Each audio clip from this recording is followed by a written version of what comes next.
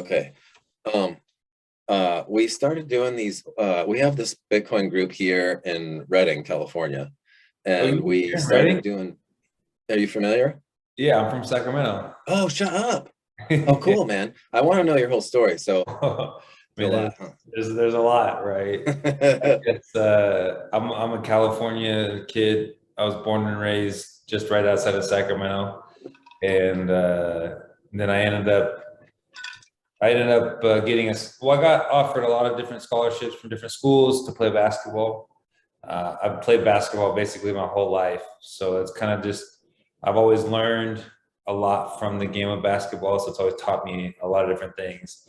It's always been this thing like just on the front of my mind, right? Either I'm playing it or I'm watching it, or I'm watching my older brothers. I have three older brothers. So, or we would go to Kings games growing up all the time. So it was just like the talk of the town was always, what are the Kings doing? Mhm. Basketball was just always this really exciting thing. So luckily I ended up being tall and athletic. How tall are you? And I'm 6'7". Oh, wow. So it ended up working out for me to be able to play. And I went to Utah State. I got a scholarship there. And so I ended up playing there for a few years, playing college ball there in the Mountain West. And it was an awesome time. And then now I'm playing overseas. So I'm currently in Utah. I spend most of the off seasons in Utah, although I do go back to Sacramento to go see my family and stuff. But then I train out here in Utah, work out. Oh, My sweet. trainer, my trainer lives out here. I have a lot of guys that I know that play basketball professionally that live out here. So it just makes more sense for me to live in Utah during the off season. Yeah, for sure. That makes sense. I'm gonna just interject my own little basketball tales. Yeah. I played a little bit of college ball too, but not like D1 or anything. But my Where dad at? was a coach, and my dad was scholarshipped and played through not D1 again. He was like playing at JCs and stuff, but he coached Yeah. basketball in high school and everything else. But I was raised in like northern British Columbia in Canada, so I didn't have opportunities because to get better, you need to play against better competition. Yeah.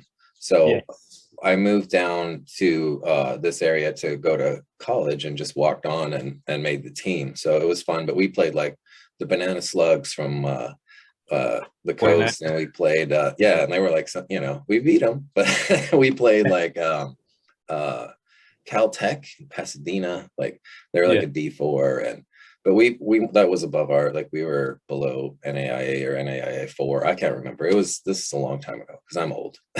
Yeah. So I But love basketball too. So I it's feel you funny there, man. I've been to a because bunch of Kings games, and so yeah. like this, you're preaching to the choir here. I'm all excited talking basketball. Well, it's funny because a lot of people think like, oh, if it's not D1, it Hmm. sucks, which is the total opposite. Like Right. I Yeah. had I had some buddies that played D1 and then their last year they transferred D2. Hmm. I've played overseas with a guy who played D3. Like there's ballers Yep. in every like to get past high school, whether it's junior college or whether it's NAIA or Division 3, whatever it is, like you have to be dedicated. Hmm. But are you going to go down to the Pacific Bitcoin Conference that Swan's putting on? Oh man. A lot of travel, that's for sure. Yo. Um, it's it's I mean it's just regimented, right? Like you Mm. have like everything is for the team, Hmm. kind of, right? You're playing every year for a contract to get paid more money, Mm. go up to possibly higher leagues and things like that. So Uh, it's like this mix of, okay, how do I win? But then how do I also showcase my own talents? mm.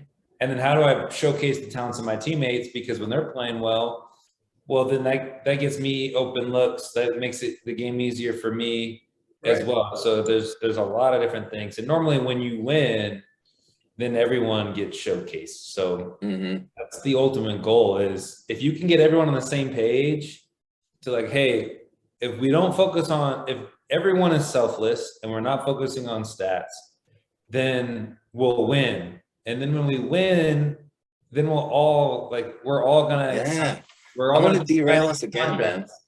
Yeah. What? I said I'm gonna derail the whole conversation Yeah. again. because I just was like, like I said, I've been following you for a long time, but what you just said, you tweeted something very similar recently, about Yeah. it takes humility to Mhm. drop your ego and let your teammates shine so that everyone can win. And Yeah. it's almost what you just said right there. And it's like it's really resonating with me in the whole Bitcoin ecosystem, because I think it's important, especially in the light of everything going on with the elephant in the room, which is for me like the whole Nick thing. And I was Yeah. reading your responses to him and whatnot. But I think what you just said and what you tweeted is what we should be focusing on as a Bitcoin network of humans, as a community that represents Bitcoin, because it is dropping all that ego. It is dropping all that, well, you know, you dumb shit, you shouldn't do this and da da da da da. And I was thinking, man, like when I read that, it really, like, I wrote it down because I was like, holy crap, because that's kind of what I've been thinking about and what I've been working on.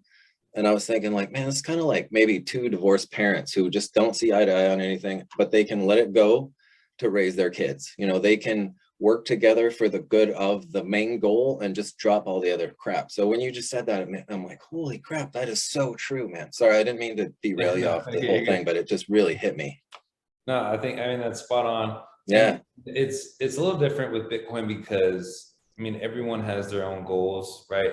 I guess right. the ultimate goal is how do we separate state from money? Mm-hmm.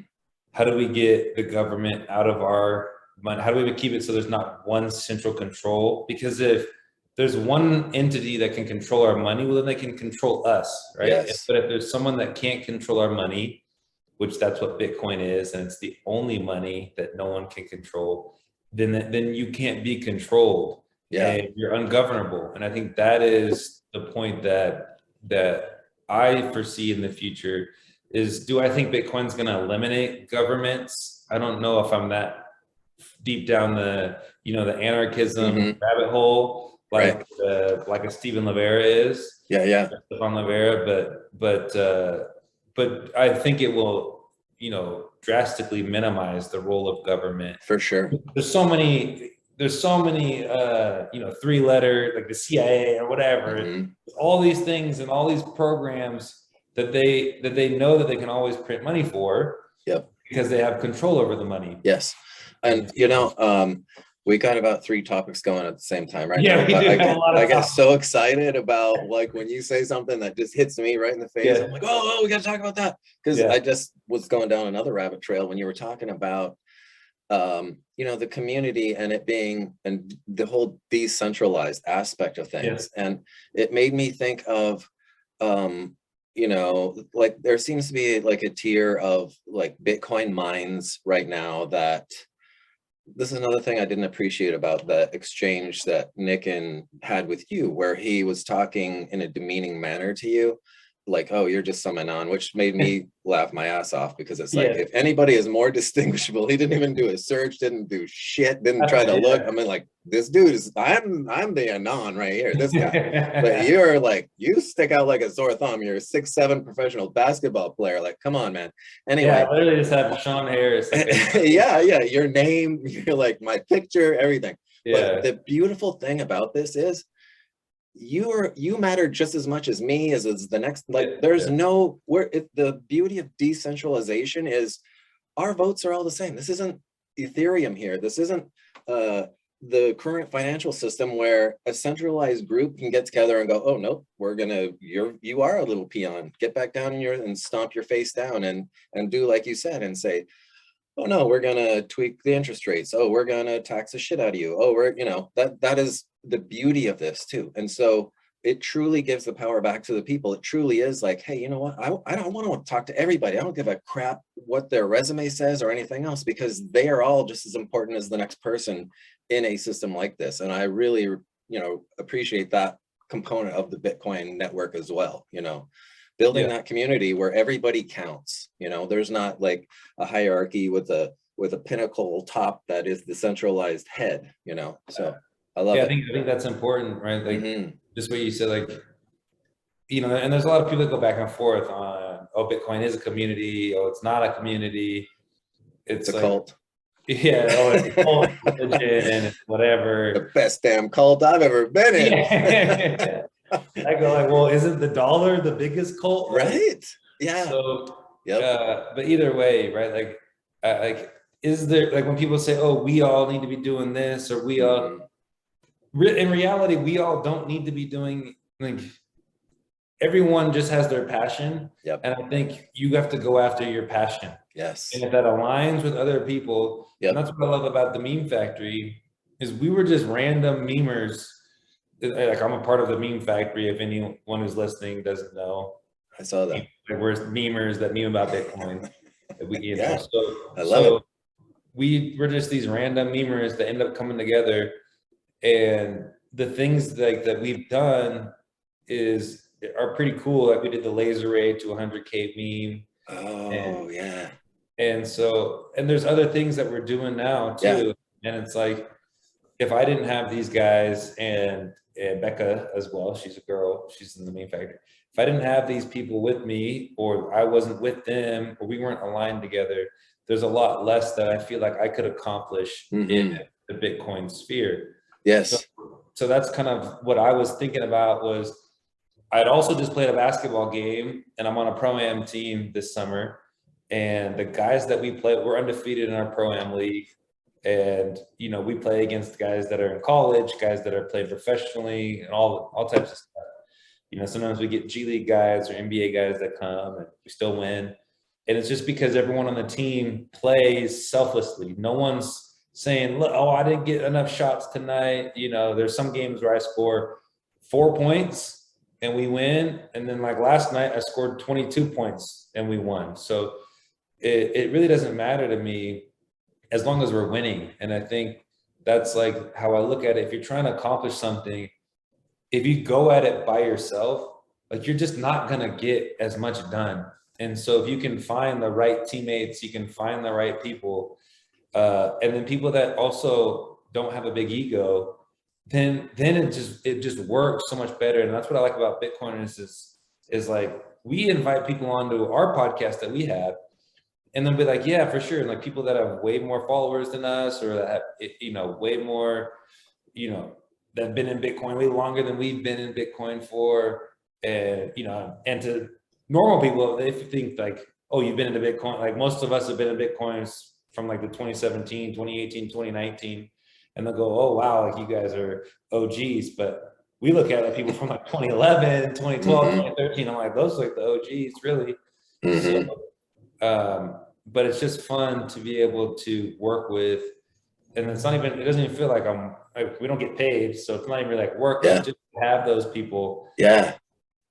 Yeah, I love it. I was talking to Cedric from the Bitcoin Matrix podcast. Yeah. And he had a great point. And I think that's another great thing about us as just Bitcoin plebs having conversations, because we're creating the narratives and we're discovering new thought in the whole space, because it is still really new, and so when we are able to have these conversations, we're able to grow the network and grow the thoughts and everything else. But he was saying like it takes all these different voices, because your message and what you're doing is going to be picked up, and you're going to be the light bulb moment for some people, and maybe something I say is going to be the thing that somebody else needs to hear, and what Cedric is doing. And Exactly. So when we hear these things about like, oh, there's 7,000 different podcasts and it's not about that at all. It's about winning, like you said, winning for everyone, winning for humanity.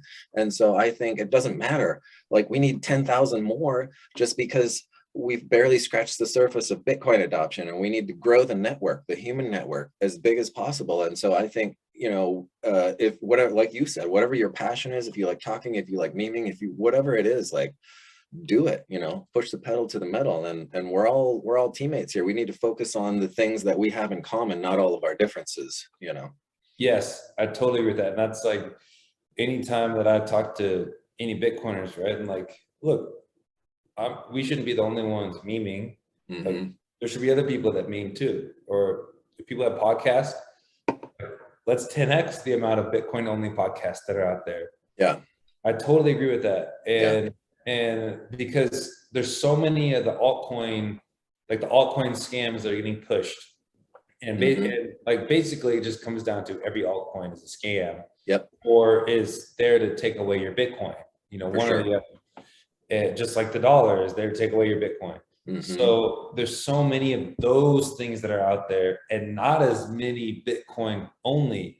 And that's why, like, with the whole thing, you know, there a couple of days ago or a few days ago, there was the thing like last week, actually, there was Greg Foss and James Lavish and those guys were going, and Jeff Booth, they're going out to England Oh, right. Yep. to a conference, right? And the guy who runs it's basically kind of been like an altcoin scammer type of guy or heavy into altcoins. And so a lot of English Bitcoiners were calling them out for going to an event because Mhm. he's like, oh, he just found the light of Bitcoin only, but he's using these guys to Right. farm engagement and sell tickets, and then he's going to go back to altcoins and all the other scams. But in my mind, and the same thing happened with these women of Web3, right? With Oh, like right. Yeah, I saw Natalie Natalie was getting Brunell heat. and people Mhm. are freaking out about that too. And I'm like, look, if they go out there and they're talking Bitcoin only, I remember when I was new to Bitcoin, when I was new to Mhm. crypto, right? Yeah, I didn't come into Bitcoin.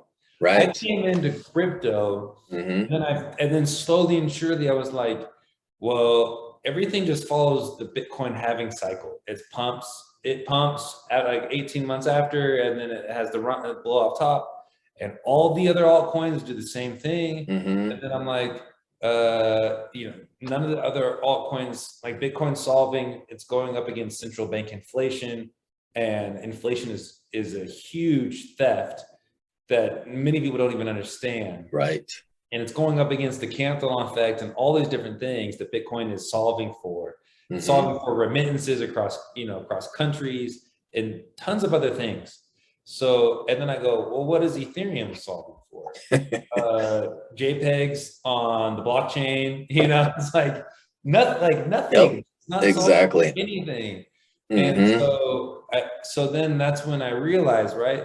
But I got into it and I'm listening to podcasts that are telling me, oh, it's blockchain, not Bitcoin, right? Mhm. Oh, there's gonna be a better Bitcoin. We just don't know which one it is yet. Bitcoin's like the MySpace of cryptocurrencies and all these things. And so that I didn't even get introduced to like the Bitcoin only stuff until later on. And so I just look at every newcomer like I look at me when I was a newcomer. I wish when I was listening to these podcasts that a Bitcoin only person would have showed up, right? Yes. So like Greg Foss and them going to a guy's conference who may or may not be an altcoiner, I'm okay with that because there's going to be people there that are into altcoins. Maybe when they leave, they sell their altcoins because they're understanding, or it pushes them along the path. Natalie Brunell going to a Women of Web3, she's going to talk about Bitcoin only. She's going to say, "Look, I'm Bitcoin only." Does she need to call out, "Oh, every altcoin is a scam"? That's not really her style, so she doesn't really need to do that. But then there's other people who will call out the scams. So that's their style. And just like what you said, like some people are going to get orange pilled by Saylor. Some people are going to get orange pilled by John Vallis. Other people are going to get orange pilled by Natalie Brunell. Other people are going to get orange pilled by me or you or whoever. But everyone has their style, or Cedric, right? So everyone has the style that they're going to get orange pilled by. But as long as we admit that passion and we let people know that, hey, look, Bitcoin maximalism, or whatever you want to call it, Bitcoin only, is not just this cringe minority that's on Twitter, but there's actually a ton of us out there, and it's growing. And there's more and more of us that see the scams of not only central banking and fiat currencies, but also the scams of crypto and NFTs, and how it just rides on the coattails of the thing of substance, which is Bitcoin. Then maybe people will understand, like, they get enough touch points, they listen to your podcast, they listen to my podcast, they listen to other people's podcasts, they go to a altcoin event and hear Natalie Brunell, and then they go, you know what, there's actually quite a few smart people that are Bitcoin only. I wonder what they see, I wonder what they've studied that would push them this way, that would make them believe that it is Bitcoin only, and that it's not blockchain, it's not crypto, it's not NFTs. So yeah, like, do we need to push harder? Yes, we need more podcasts. We need more people going harder. And we're not competing against each other. We're all on the same team. Like you're on the same team that I'm on. I'm on the same team that Sailor's on. Like Sailor's on the same team that Pierre Rochard's on. So it's like all of us are on the same team. But then if we start talking and shilling altcoins, now we're like that's fiat. Like altcoins are fiat, and I think that's what a lot of newcomers don't understand is they come for the gains, but then they don't realize like, okay, if I'm just it's all about the gains, then I'm back in that fiat mindset again. And I just want to be a quintillionaire. I want the Cantillon effect to benefit me in the altcoin sphere. But the Cantillon effect can't benefit you in Bitcoin because there's no money printer. And you can keep printing it as many altcoins as you want because there's no true decentralization in any altcoin. Clapping, man. That was seriously one of the best soapbox speeches I've heard in a long time. That was just pure beauty, man. Well said, and I agree with every point of it. I was listening to the Sailor. I was clapping for those people who are just listening to the audio part of this. That was just beautiful. I was listening to the Sailor podcast with Svetsky recently. Yeah. And even Sailor was saying some things that I was not really, I don't know. I think one of the problems is a lot of what will happen in the future is very theoretical. You know, like we're not sure, so we're just trying to surmise what will happen. And at times, I think we always overshoot or maybe are a little too positive and aren't really aware of any maybe potential pitfalls along the way. And his point was more like, well, let's try to get along with the current system. And then, you know, we'll just kind of, you know, and maybe he's right, because maybe if we just rug pulled the Federal Reserve and just all hell broke loose with the current fiat system and it suddenly collapsed at a moment's notice, maybe it would just be utter chaos. And, you know, maybe we'd be, you know, there'd be riots and shootings and we'd all have to arm ourselves just to defend ourselves. So maybe he's got a point. I personally have a you know, inkling to kind of lean the other way, where it would be nice if we could abolish it totally, but at least maybe do it in a more civilized way where it wouldn't mean that all hell broke loose and we'd have total anarchy for a while. But he does have great points, and I haven't fully, you know, finalized my own thought on it, because having conversations with people like you does that for me, where I'm like, oh yeah, he has something amazing to say and I'm going to incorporate that. You know, I'm going to like grab my truths from all these different thoughts and all these different plethora of ideas, and I'm going to put it together, because I still don't know what Bitcoin is going to look like well into the future. I have a lot of good ideas, and I like, you know, what guys like Tomer say about it and whatnot, but I'm totally on board with you and saying like, hey man, like I think altcoins are probably the number one harm against. It's worse than any energy FUD. It's worse than any government attack so far. Like altcoins have done more damage to Bitcoin hands down than anything else, you know, because they're like a wolf in sheep's clothing. Yes. They are saying, oh, I'm crypto, and then I'm going to come and just rape you like fiat does, you know. They have way more in common with fiat, and Bitcoin is way over there on the other end of the spectrum. And yet, like you said, when you got into this thing, like we all did, it's like, oh, we're gonna for the gains, you know. And so we come in here and we get gobbled up by a wolf, and we don't know. I dabbled in shit coins for a long time. I didn't know that they were all scams, you know. But then we put this whole crypto tag on things, and 90% of people in America don't understand the difference. They just think, oh, crypto, they mean cryptocurrency, and that just includes everything that is cryptocurrency, you know. So I think there was a lot there to unpack in what I just said and what you just said, but you hit so many points too in that wonderful speech you gave that I was just like, oh yeah, that, and oh that. And but yeah, I mean, there's crypto is almost like it's bad, right? It is, yeah. But it also has created this Trojan horse for Bitcoin, where if you think about, like, a lot of rich people have lumped, like, think about what like these rich billionaires or whatever say about like the no coiners. like Buffett and Charlie Munger, what they say about Bitcoin. This is like this, in their mind, there's no difference between Bitcoin and crypto. Right. It's the same thing. Yeah. When Luna blows up, in their mind, it's Bitcoin. Mhm. Like that's like they don't even distinguish the difference. So they're right about crypto, right? Right. They're wrong about Bitcoin. And so it's helped Bitcoin because it almost creates this thing where you can't, like, if you just look at it from an outsider's perspective, like you really have to dig into what Bitcoin is, Yeah. or else you don't know. Like we can talk here and sit here and talk, but people won't get it until they do the actual work. Like you have to Yes. do the work. Yep. You're For not gonna sure. go, you can't just go to your financial advisor and he's gonna tell you what Bitcoin is. You can't go to some software developer and he'll just tell you what Bitcoin is and you're like, oh, okay, that makes sense now. Mhm. You really have to dig into Yep. what it is, why is it different from crypto? And a lot of people just don't want to do that, or they don't have the time, or they don't understand the importance of it yet. But there is For a sure. huge importance of doing it. Yeah.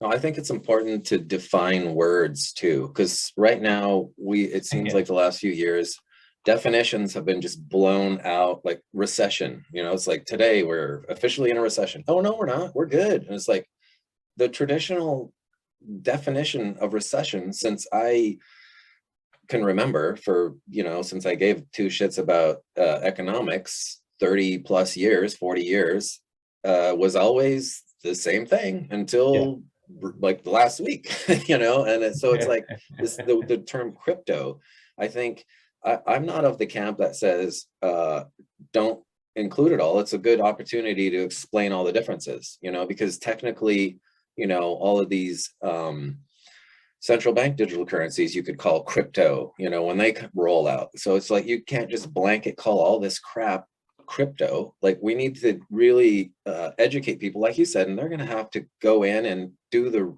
work themselves to figure this stuff out. One of the things you did say though was financial advisors. I've talked to one financial advisor who he actually owns the business, and it's a big one. He has a bunch of people working for him, but it's his mind, like it's his fiat mind. So he has to be very careful what he says and to identify himself, because he's in the fiat system. They can just flick a switch and shut him down. He's not at the position where he can afford to, even though 90% of his personal wealth is in Bitcoin, because he's a guy who knows what's coming down the pipeline, because he sees it. Because that in the traditional system you could do what you said, where you're like, okay, I pay a guy who does my money, and it's that simple. But this is not that way. This is enforcing personal responsibility, accountability, and these things are lacking in society from every level. You go walk around the streets in your hometown and here even, and all up and down the I-5 corridor, you see homelessness and despair and everything else. There's a lack of accountability. There's a lack of responsibility at a personal level all the way through. And, Bitcoin enforces this and fixes it. And people are waking up to this. I'm talking to another financial guy from Canada next week, and I don't even know his full story. I just know he works in that sector and doesn't say a lot, but I want to try to get more out of him, because these people are the ones that have their ear to the ground in the current fiscal system, and they see the cracks, they see the plumbing's breaking, they see the foundations crumbling, and they're going, oh shit, and they're forced to search for alternatives. And there's not many alternatives. Like, the people are running to gold, but it's like, it's not reflective in the price of gold, because gold is manipulated by this whole corrupt system too. So there a lot more of them are finding Bitcoin, I think. Yeah, I totally agree. I think, there's so much accountability. I think there's so many people that would rather shirk responsibility from themselves and then just offload it onto the government or to someone else. And without realizing that when you do that, then you give up certain freedoms. Right? Like Yes. when you're in your parents' house, okay, yeah, your parents have way more responsibility over you. Like, okay, and there's not a lot you have to figure out. But then at the same time, it's like my house, my rules. And and normally your parents are giving you good rules because they love you and all that stuff. But when it's the government that you have to trust in forever, then you don't know if they really have your best interest at heart. And more than likely, they don't have your best interest at heart. But they have their own best interest at heart. That's what the government's trying to make sure that the government continues to succeed. And they would rather have people just be more like a tax cattle to continue to tax the people, but to never really understand money and to understand, because if we understood what money was, then we would realize how the government steals our money consistently through inflation. Yes. So I think, that's one of the biggest things. And then the other thing what you're mentioning was like, Gigi just wrote an article about how, like you said, it's important that we define words. He wrote an article about like we need to use words exactly how they're meant, which I totally agree. And it's interesting because, we have all these different things that are going on right now with, like the lady in the government saying like, I'm not a biologist, I don't know what a woman is, right? Like, or with the recession, right? Like, oh, it used to be 2 consecutive quarters of GDP contraction, but now because employment looks good, then we're not necessarily calling it a recession.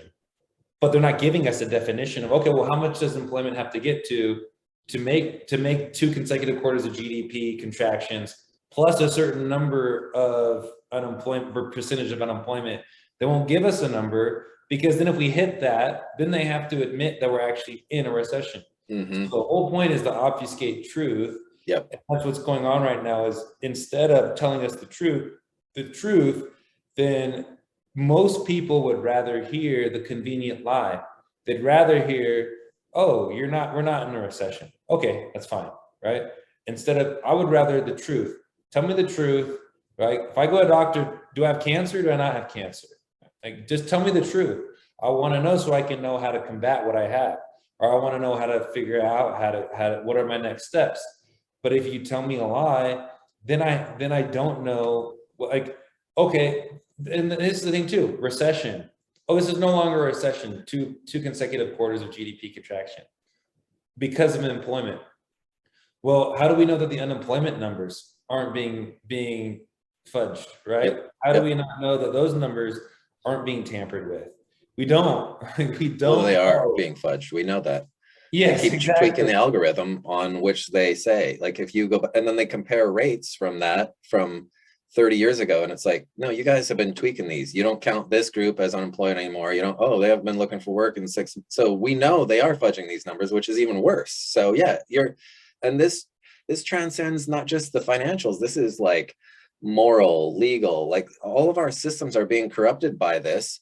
And you can't even, like, even when I was a kid, many years ago, you could flip on the TV, watch the news, and you got a pretty good statement of facts from the news. They would say, here's the facts, and then you were able to judge them yourself. That's not the case anymore. There's narratives that are just, the search for truth is like never ending now, and it's getting worse. So I 100% agree with everything you're saying in this whole regard. It's horrible. And then think about this too. So say employment is perfectly fine, right? Our unemployment numbers are great, but we've hit 2 consecutive quarters of GDP contraction, which over the history of however long of economics that we've been using, that's been classified as a recession. But we're sitting at official numbers of CPI of 9.1% inflation. Those are the official numbers. The real numbers are probably 18, 20, even higher depending on what you're buying, right? Exactly. So think about a guy who makes $60,000 a year and has got a family, a wife, and kids that he supports. He doesn't lose his job, he keeps his job, but we're at 10% inflation. So now his job that used to be able to pay his bills, now it doesn't pay his bills. So he's got to go out and get some credit card debt or whatever he has to do. And they can't afford the same type of life, or it's not like, oh, he's buying Starbucks coffee. No, this is a regular dude that's just working He's not buying anything crazy. He just wants a good life for his wife and for his family and his kids. So you go back to saying, oh, the economy is fine because everyone's employed. But if everyone's employed and wages, we know that wages don't go up as fast as inflation goes. So inflation goes up faster. If everyone keeps their job, but they can't afford to pay their bills, does that even matter? And so that's like the other question that people aren't even talking about and people want to keep quiet about is, look, the job that this guy used to have, that he has from a year ago, now it doesn't suffice for his family and kids, and now he's got to get into a bunch of retail debt just to make his life work. And so that's what a lot of people don't think about either when they say, like, even just saying unemployment numbers are right that they're giving us, they're not even considering those facts. Right. And so that's why you have to keep the definitions. You're 100% on. Have you seen the data released about credit card debt recently? Even I haven't. Oh yeah, no, what you said is happening in real time. Wow. Credit card debt the last couple of months, look it up. It's actually reached like all-time highs. Like it's set records month after month, like the last couple of months. Go look it up. So it's happening. What you're saying is happening. Yeah. And I think some people also have the false sense that, let's say they own a home. Well, over the last, well, not recently, but over the last year and a half, they've had this pseudo growth in the amount that they thought they could pull out of their house. All of a sudden their house went from 300 to 600,000. So they're like, oh, we're going to go ahead and take this vacation in the RV that we bought last year because we couldn't do anything else but go RVing. So we really stretched ourselves really thin by going out and buying this RV, which is on payments, in addition to the new car we bought on payments. And we're going to go ahead and take this trip this summer and pay the extra 40% more that we didn't have to pay last year in gas. But we'll be okay because we can refi the house, or we can pull that equity out of the house we had. Guess what, guys? Have you seen what's going on with your interest rates? Have you seen, if you tried to refi your house right now, if you try to sell your house right now, half the people who would have qualified for that loan to buy your home won't anymore, because you can't just double rates in 4 months and expect people to still qualify for these houses. We have bubble after bubble in all sorts of credit markets. We still have student loan debt issues. We have, like you expressed, like people just maxing out their cards, this whole giant bubble that just developed in, and this is all over the world. Like China's going through this right now. Canada, where I grew up, like Vancouver's housing is insane. Toronto's housing is insane. I think Sacramento's probably going nuts too right now, so we have all of these bubbles all over the place that it doesn't look good, and people aren't being responsible at a personal level, and they're doing things like you said, and they're screwed.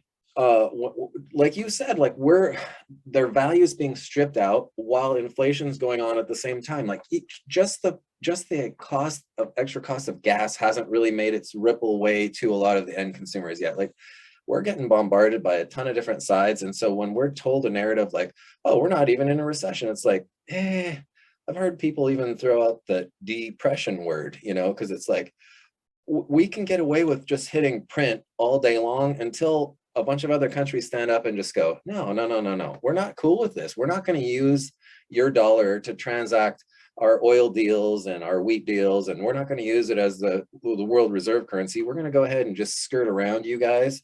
And that, I think, in my opinion, will be the time where we can't just go ahead and just keep hitting print and papering over all of these problems, Yeah, I mean, the issue is that all these other countries are doing the exact same thing. That's true. Like the euro is breaking at a faster rate. The Japanese yen is breaking at a faster rate. Yes.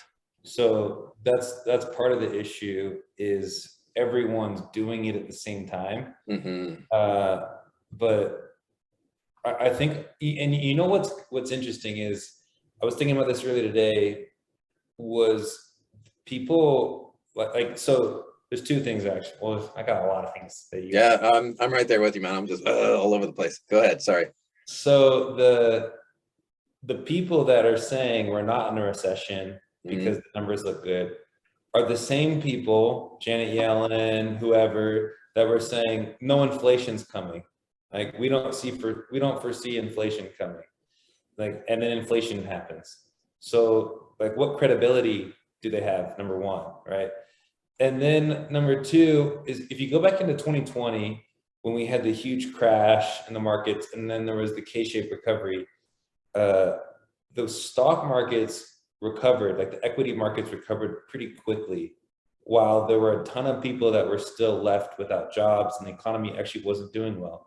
But what a lot of people do is they take the stock market and they insert that as the economy. They substitute those words together, right? Oh, if the stock market's going up, the economy is doing well.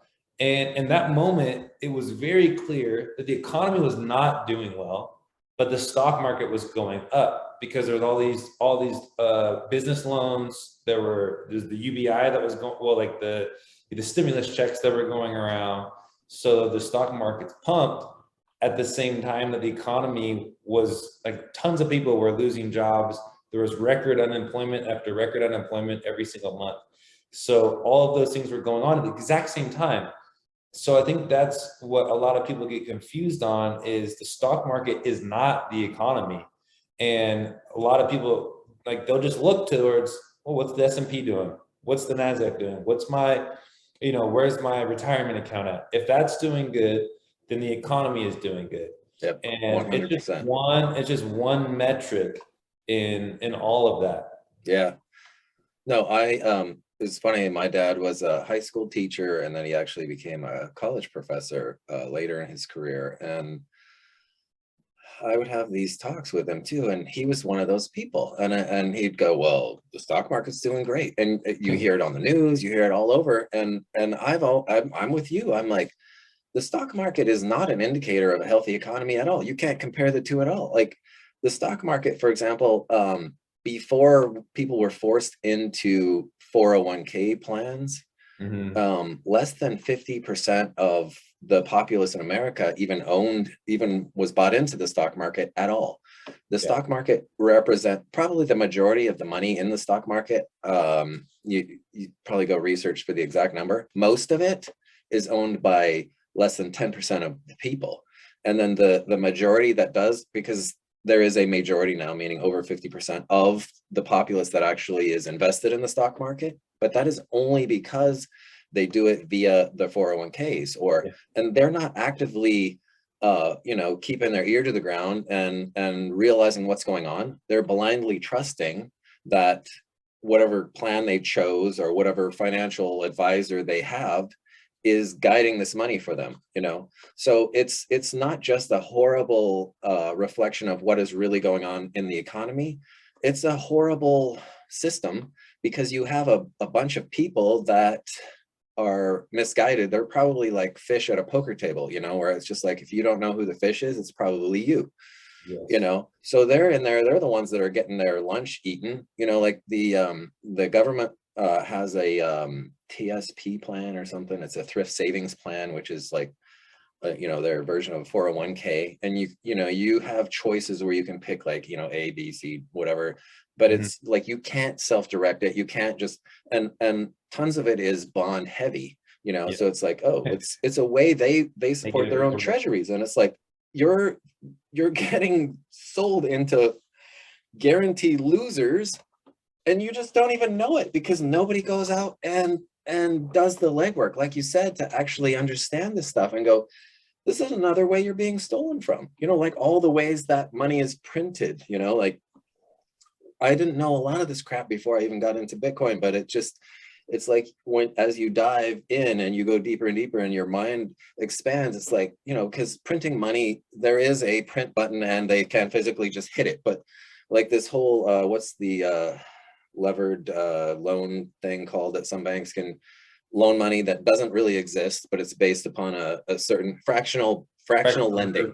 Yeah, that is a form of money printing. The Federal Reserve's balance sheet of $9 trillion that supposedly they're going to QT away and stuff, that is a form of printing money. The actual print button, like there's so many ways that the money supply is just growing, and inevitably it's just, one of the financial guys I was telling you about that's in the traditional finance system was explaining it to me in a way where it's like, you have $100 bill here, and let's put that in a fraction, and that's the numerator. So it's the top number. And you have $100 bill, you think, hey man, I've got $100, I'm great. But in actuality, the denominator, the number underneath, is just exponentially just increasing like crazy. And so the value of this 100, what you can get for your $100 bill, is just constantly dropping. Most Exactly. people don't understand this concept, but that's what's going on knowingly by a small group of us, but the vast majority of people don't understand what's going on. No, yeah. I mean, because most people are not just financially illiterate, but they're mathematically illiterate as well. And that's why when we say 1 Bitcoin equals 1 Bitcoin, it's because 1 Bitcoin will always be 1 over 21 million. And that fraction is super important. And you add one more thing to the denominator and you screw yourself. Yep. And it's not just adding one more unit to the denominator of fiat currency, like the dollar. You're adding, like what you said, it's exponentially growing. So your numerator can never keep up in line with the denominator. And so you always lose money if you save in your government local currency. Yes. And that's like, guys like, going back to what you're saying, guys like Saylor understand this. Mm-hmm. He has to say what he says because he's a CEO of a publicly traded company on Wall Street. So like, if he goes out and goes, look, we're going to take down the dollar, like that's just a bad look for him. And I've spoken to him like offline, right? Mm-hmm. He understands it, and he may say certain things, but he's Trojan horsing. Yeah, he has to say that. Yeah. Like there's certain things that he Trojan horses. Yeah. So here's the other question, right? This is what most people who look at Bitcoin, they look at Bitcoin as a stock, right? And they go, well, Bitcoin's this inflation hedge, which is not an inflation hedge.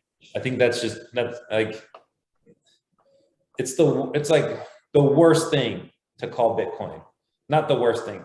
The worst thing called Bitcoin would be crypto, probably. Yeah. Call it an inflation hedge. It's like, it's not a separate monetary system. It's like it's something that you just invest into. And when the government is printing a lot of money, then you got to start saving in Bitcoin, and that's like the thing you do. No, Bitcoin is its own monetary system. But we measure it currently in dollars. And there's a lot of people who don't understand what it is. We measure in dollars because dollars currently is the unit of account that we measure things in the United States and throughout the world. So when people look at the volatility of Bitcoin, they think it's risky, but it's actually not. I mean, the volatility really just mirrors the volatility in fiat. And because every 10 minutes, there's more Bitcoin that gets mined. And every 4 years, that Bitcoin that gets issued gets cut in half and in half and in half until 21 million. And so it's a very predictable monetary policy. It's the opposite of volatile. It's actually unbelievably stable. And the fiat is what's volatile, but because we measure Bitcoin in this ruler that grows and expands and contracts and expands along the business cycles, then Bitcoin, it looks like it's volatile and people associate risk with it. But once you really understand what it is, then you just realize it's just early. And so a lot of people, they'll go, well, what's the difference between me investing in Bitcoin, right? That dropped from 69,000 to 20,000, which it did that over the last, 6 months or so. They don't look back 2 years ago at the price of Bitcoin when it was 10,000. They don't look back 4 years ago when it was at 3,000. They take some arbitrary date of 6 months ago. Like, okay, so you expect to make massive returns in 6 months.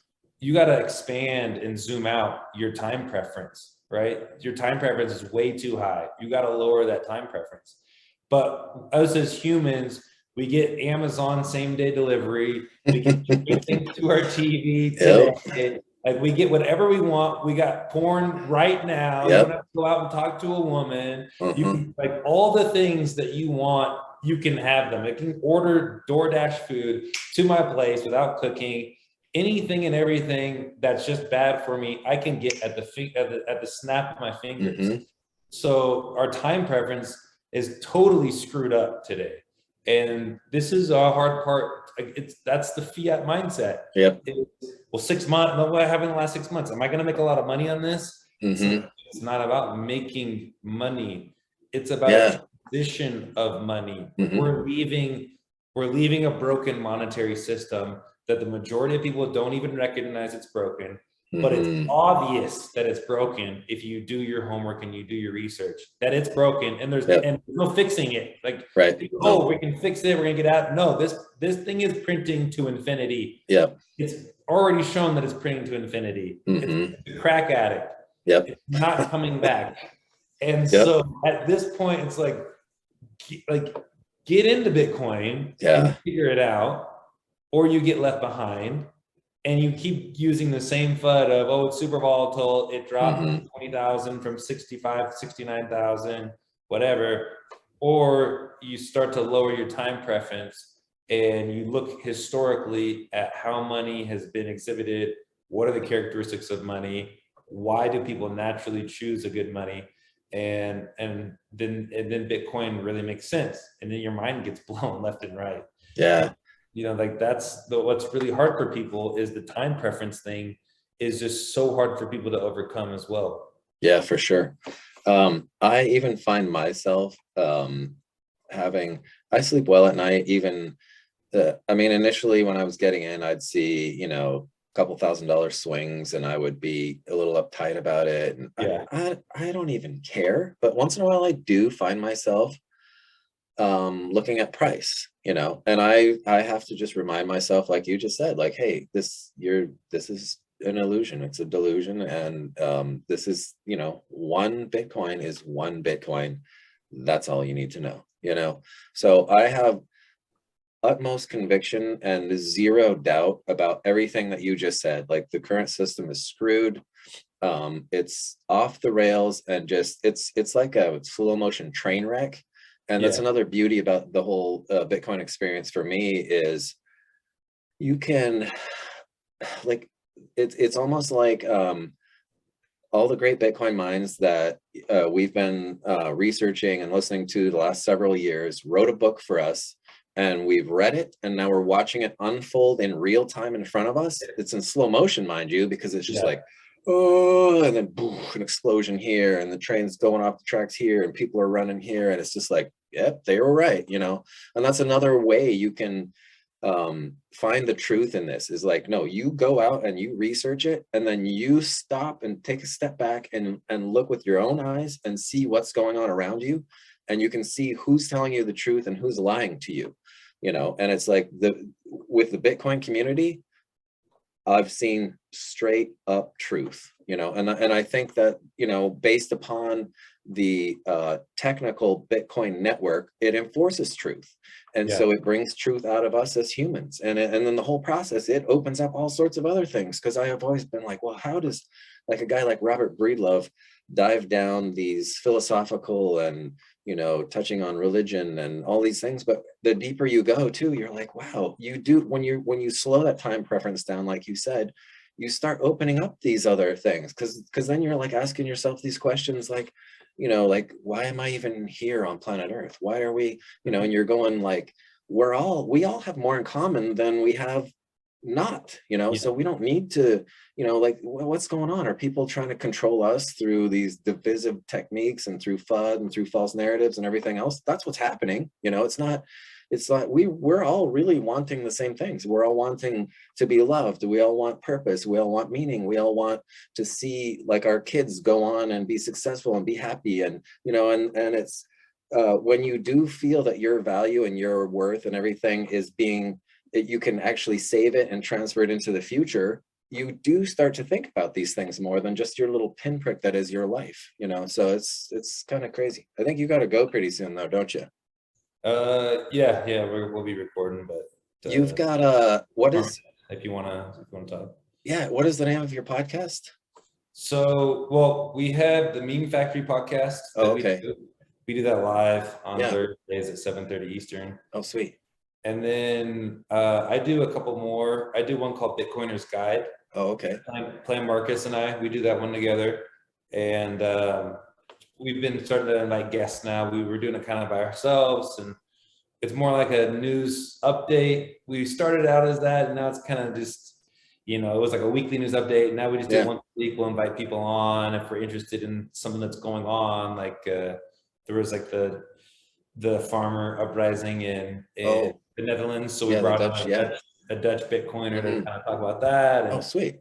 last week we brought on Tip, New Zealand. She's like a beamer out in New Zealand. She was Hmm. really cool. So, and then I've been doing, I speak Spanish as well. Oh, So I've been doing a Bitcoin in Espanol as well. really? Yeah, I just started. Oh, I got that guy I was telling you about, the local dude that flies people around. That's one of his passions.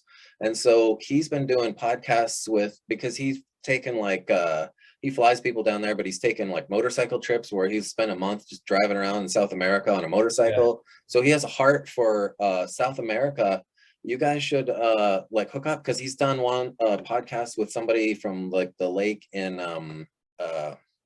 you know what I'm talking about, Guatemala. Like Atilan. Yeah. And then he talks to oh gosh, he's done a handful of podcasts in Spanish because he speaks Okay. it. I don't, so but Yeah. from what I can see, pretty well. So but that's awesome, man, because he's got a real heart for that. So I mean, I should be like, hey, Big Sean is your man. You need to talk to him. Yeah. Hook 'em Spread up. yourself even more thin, man. Get the Yeah, word out there. cool to meet him and or to figure out who, find out who he is. But Yeah. Anyway, sorry, go on. well, I would, because I played in Spain last year, and I was Oh, trying to like give my teammates podcast and things to listen to in Spanish, yeah. and I just couldn't find like enough consistent ones. So I was Mhm. like, well, let me just make one that kind of breaks it down. And so I have a buddy that does it with me who lives in South America or Latin America, and then I've been trying to get other guests on as well. And so I think just like what we're saying, right? We need as much information Yeah. there in Get the English, word out. but I think the people that speak Spanish in Latin America might gravitate even faster because Mhm. like Yeah, you live in Argentina, there's they get it. 50% inflation right now. Yep. You're gonna understand Bitcoin. It's not gonna be Mhm. like, oh, that could never happen here. That's like what I hear all the time. Like, Mhm. oh, freezing our bank accounts, that could never happen here. Like, yes, it can. Yeah. When things get bad enough, expect the worst. Expect your government to do things that you would have never imagined that they could have Mhm. never done, because they will do anything to save their tails. Yes. And that's exactly what it's time and time again. Governments debase their currency. When they debase their currency enough and there's a ton of inflation, they will get as creative as they have to Mhm. as they Yep. have to make sure that they don't lose money, where that's bail-ins like they did in Cyprus in 2013, Yep. where that's capital controls, whatever they can do, they will do it. And they do not care about you as a citizen and how you're going to live day to day. They care about themselves. So that's what Bitcoin saves, is the end users, us, the people, because it's not controlled by anyone, Right. including your government. And so like Bitcoin talking to people in Argentina, I had a teammate in Argentina who's Argentinian, and he's full blown Bitcoin maxi now. Yes. 1 year being a teammate with them, and him talking to me about everything, and I'm like, dude, how are you not like saving in Bitcoin already? Yeah. And he goes like, well, I've heard about it, but I just didn't really know. And then I kind of just started explaining it to him in Spanish, right? Mhm. And now he's all in. And so I think like I'm like, okay, it's hard to talk about Bitcoin in English at first. Now I'm trying in Spanish. Yeah. And there's certain words that I don't know yet, but then I'll ask some buddies and they'll tell me, oh, okay, this is how you say it in Spanish. Because like hash rate, like I have no idea. Yeah. So those are kind of like the 3 podcasts that I'm doing. Oh, right? that's awesome, man. Meme Factory, the Bitcoiner's Guide, and Yeah. with Marcus, and then Bitcoin in Espanol with. I'm gonna just try to it's on your page, right? Your all those. Yeah, Okay, and I'll it's go all on look the Meme because I want to Factory. make sure I put it under in the description or notes or whatever too, so that It's people all the can. Meme Factory YouTube channel too. Oh, So okay, okay. we all just do it I don't do it from any channel of my own. I Oh, just okay. use everything from the Meme Factory YouTube Yeah, channel. sweet. Well, I guess I gotta go get some chow and stuff too. But man, it has been all that I could have ever imagined. And you're an awesome dude, just like I always thought you were, just following you for Yeah, these man. couple of years and everything. And I definitely hope we can stay in touch and hopefully meet up one day. I don't Yeah, know if I want to yeah. ball with you because I don't feel like getting dunked on. Yeah, man. But We're yeah, also doing, so one more thing, if you don't mind me yeah, shilling. no, man. So I'm planning the halving party for 2024. So Oh, you should come down. It's gonna be in El oh, Salvador. There's oh, never really been a halving party before. The yeah, last halving, I was watching Anthony Pompliano drink a beer on YouTube, and it was kind yeah. of boring. Mm. So I was like, dude, we should plan this. So I'm Oh, I planning love it. with the Meme Factory, and Yeah. we don't have a date set yet, but Ooh, I'm going down okay. next month to scout out venues and stuff. Dude, that's So, awesome. so Yeah. Oh, I'm excited. Yeah, for sure. I would love that. I figured it gives Bitcoiners a reason to go down to El Salvador, check Yeah. out the country that Uh-huh. became first, that had the first Bitcoin standard, and it gives us a reason to come together and Hmm. have cool conversations like this, right? Yes. That's the Yeah, I biggest. think that's the part that really, like you were talking about all the parts where you're passionate about. I'm passionate about the people part, the human Yeah, network part. And what I lack in technical abilities, and I know it's a verify don't trust, but there's certain parts that I have to trust, but at least the people that I'm trusting, the devs and the people working yeah, behind the scenes. And from what I've seen, and from my limited technical ability, like it's pretty sound, the what we're yeah, working with when it comes to the technical aspects of this network. So I think my passion is the human, because that's what this is for. This is for humanity. It's to help lift them out of the feudalism we're trending more and more towards all the time, and the feudalism that exists. Like there's straight up slavery going on under the guise of not slavery, under the of guise of capitalism. capitalism. Yeah. Yeah, So it's like, like you've seen some of these African countries and others that are basically slaves of France, and it's yeah, it's yeah, it's not cool. So my passion is about building that network, the human network, and which is a part of love, and a part of hope, and a part of um, uh, caring, and these are parts where trust. And because when you blow all the trust out like the current system has, and stomp on somebody's face in order to get higher on the corporate ladder, or in order to get corruption and greed and selfishness, it just ruins everything. So my passions are about having these conversations like you said, and in doing this we can focus on the goal, like you were talking about earlier, when it's like, no, we want to win as a team. It's not about my ego, it's not about me, it's not about like, yeah, oh, I want to be rich and famous. It's about like, no, I want humanity to be successful. I want us, the human race, to everybody to live a life that's fulfilled, and everybody doing what they want to do, and they can actually give back to humanity by doing stuff that they're passionate about. And I've never believed that we could do that ever before, but yeah, Bitcoin has given me that hope. yeah. So And it's that's not my even about, passion.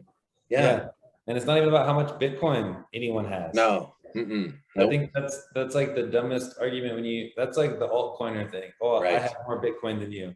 Yeah, Dude, that doesn't even matter. Like for sure.